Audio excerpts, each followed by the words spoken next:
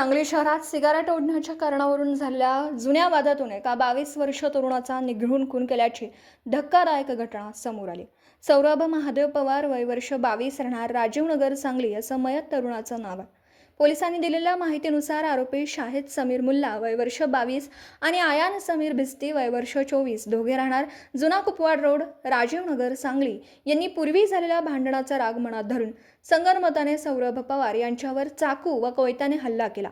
या हल्ल्यात त्यांच्या पोटात, छातीवर व पाठीवर गंभीर जखमा झाल्याने त्यांचा मृत्यू झाला। ही घटना घडल्यानंतर संजयनगर पोलीस ठाण्यात खुनाचा गुन्हा दाखल करण्यात आला। पोलीस अधीक्षक संदीप भुगे यांच्या मार्गदर्शनाखाली पोलीस निरीक्षक सतीश कदम व त्यांच्या पथकाने तात्काळ घटनास्थळी भेट देत तपास सुरू केला। दरम्यान गुप्त बातमीदारांमार्फत मिळालेल्या माहितीनुसार आरोपी शाहिद मुल्ला हा दुधाळ कॉर्नर परिसरात असल्याचं समजताच पोलिसांनी त्याला ताब्यात घेतलं।